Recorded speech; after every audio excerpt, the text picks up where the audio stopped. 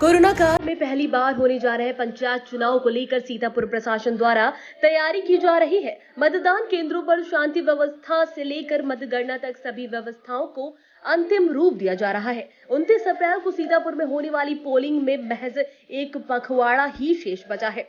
चुनाव को लेकर क्या है प्रशासन की तैयारी? कोरोना की चुनौती से कैसे निपटेगा सिस्टम? शांतिपूर्ण चुनाव को लेकर क्या है प्रबंध और कैसे होगी मतगणना, जैसे तमाम सवालों के जवाब दिए जिलाधिकारी विशाल भारद्वाज ने। तो आप भी देखें editor in chief Pankaj Singh Gaur द्वारा लिया गया जिलाधिकारी का एक्सक्लूसिव इंटरव्यू।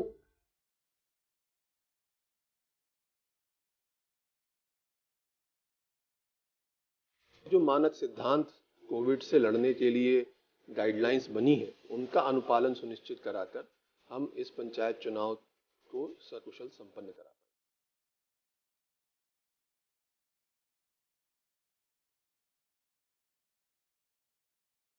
उन क्षेत्रों में जहां कटान की समस्या ज़्यादा रहती है वो लगातार चल रही है और ये हमें आश्वस्त किया गया है कि मई के अंत तक ये सारी जो कार्रवाइयां हैं ये पूर्ण हो जाएंगी।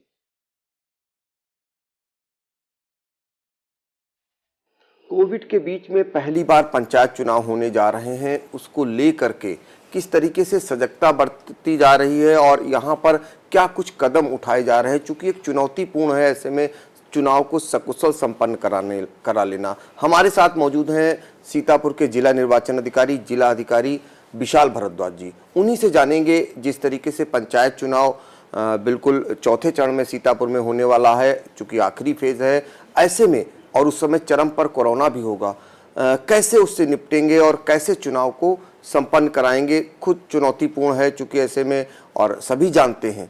तो सर, एक लोगों को भी लग रहा है और साथ ही जो आपके मतदान कार्मिक हैं उनके सामने भी चुनौतीपूर्ण है, चाहे सुरक्षा कर्मी हो चाहे मतदान कार्मिक हो, और ऐसे में कैसे चुनौती है, कैसे कराएंगे आप चुनाव? निर्वाचन के समय जो कोविड प्रोटोकॉल है, अभी हम लोगों ने थोड़े दिन पहले एमएलसी का चुनाव कराया था, कई जनपदों में बाई इलेक्शंस भी हुए थे। भारत निर्वाचन आयोग ने तत्समय और अब राज्य निर्वाचन आयोग ने पंचायत निर्वाचन के लिए कोविड के दृष्टिगत मानक सिद्धांत तय किए हुए हैं। हमारे जितने भी कार्यक्रम निर्वाचन से जुड़े होंगे, चाहे वो प्रशिक्षण हो, चाहे वो नामांकन हो या काउंटिंग हो, उन सब में कोविड हेल्प डेस्क की व्यवस्था, जो लोग आ रहे हैं उनको थर्मल स्कैनिंग, पल्स ऑक्सीमीटर से जांच, उनके लिए मास्क, सैनिटाइज़र, साबुन की व्यवस्था, ये सारी कार्रवाइयाँ की जा रही हैं जिससे कि जो हमारे कार्मिक हैं और मतदाता हैं, ये दोनों ही कोविड के प्रकोप से बच सकें। हम सबका ये प्रयास है कि इन व्यवस्थाओं के साथ और जो मानक सिद्धांत कोविड से लड़ने के लिए गाइडलाइंस बनी है, उनका अनुपालन सुनिश्चित कराकर हम इस पंचायत चुनाव को सकुशल संपन्न करा पाएंगे। तो मतदान कार्मिक जो हैं उनके लिए कोविड गाइडलाइन के पालन की आप बात कर रहे हैं, ऐसे में ड्यूटी को लेकर के भी उनके अंदर भी असुरक्षा की भावना है। बहुत सारे लोग बीमारजन भी आ रहे हैं, उनकी भी ड्यूटियां लगी हैं। इनके लिए सर कोई आपने कोई अलग से व्यवस्था की है, जो लोग ड्यूटी करने जाएंगे? जो भी हमारे निर्वाचन कार्मिक हैं, उनको वो सारी व्यवस्था दी जाएगी जिससे उन्हें कोविड से बचाव हो सके। यदि कोई ऐसा व्यक्ति है जो अक्षम है, कोई गंभीर बीमारी से ग्रसित है, तो उसके संबंध में चिकित्सीय परीक्षण के उपरांत उनको भी हम अलग से व्यवस्था कराएंगे और उनके ड्यूटी पर पुनर्विचार किया जाएगा। और सर, चुनाव शांतिपूर्ण हो, निष्पक्ष हो, इसके लिए कोई खाका खींचा गया? इसके लिए जो पूर्व तैयारियां चल रही हैं वो क्या है बेसिक गांव में, और कैसे निगरानी आप रख पा रहे हैं उन पर? हम लोगों ने लगातार पिछले 1-1.5 माह से थानेवार इसकी समीक्षा की है। मूल रूप से हमें ये इंश्योर कराना है कि जो गांव में विवाद हैं उनको हम नियंत्रित कर पाएँ। ऐसे लोग जो उस वक्त कोई खुराफात कर सकते हैं उनको चिन्हित करके और उन्हें पाबंदी की कार्रवाई की जाए।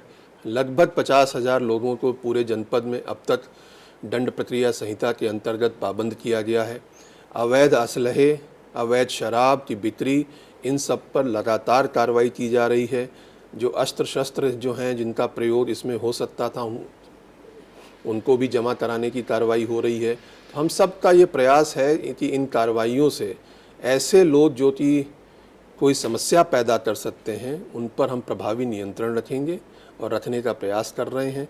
इसी तरीके से विभिन्न माध्यमों से हमें जो सूचनाएं मिली हैं, एसडीएम्स और सीओज़ ने उनको संकलित करके उस पर अपनी समीक्षा करके सभी जो मतदान केंद्र हैं उनकी संवेदनशीलता का आकलन किया है और जो अत्यधिक संवेदनशील हैं उनका भ्रमण करके वहाँ जो भी कार्रवाइयाँ दंड प्रक्रिया संहिता या शस्त्र अधिनियम के अंतर्गत होनी हैं वे करके उनकी संवेदनशीलता को नियंत्रित किया गया है। तो इन सब कार्रवाइयों से हमारा प्रयास होगा कि ये हमारा पंचायत चुनाव शांतिपूर्ण और निष्पक्ष ढंग से संपन्न हो। तो ये माना जाए कि सर जो मतगणना है, मतगणना में इस बार निश्चित तौर पर चूंकि एक ही बैलेट बॉक्स में 4 बैलेट पड़े होंगे, ऐसे में आपको लगता है कि कितना समय लग जाएगा मतगणना को लेकर के? हम लोगों की तैयारी ये मानते हुए है कि क्योंकि 4 पदों का निर्वाचन एक साथ हो रहा है तो ये 36 से 48 घंटे तक इसकी मतगणना चल सकती है। तो स्टाफ की व्यवस्था, वहाँ पर जो अन्य व्यवस्थाएं हैं वो इस तरीके से ही प्लान की जा रही हैं कि 48 घंटे तक भी हमें कोई दिक्कत ना हो। रोस्टर के अनुसार वहाँ स्टाफ की तैनाती रहेगी और शिफ्ट वार उनको वहाँ ड्यूटी लगेगी। सर एक सवाल, सीतापुर बाढ़ और कटान प्रभावित है, ऐसे में क्या उससे निपटने की चूँकि कोरोना काल भी है, पंचायत चुनाव भी है, क्या उसकी भी तैयारियां चल रही हैं जो बाढ़ क्षेत्र हैं वहाँ इलाके में?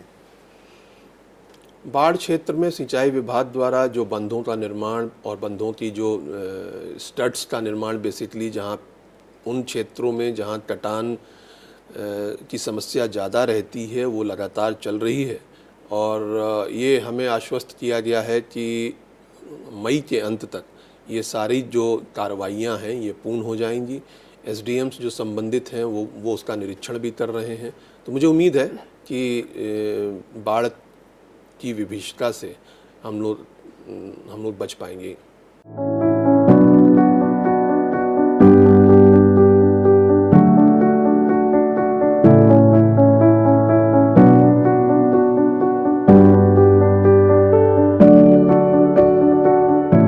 खबर आपकी, नजर हमारी। देखते रहिए आई इंडिया।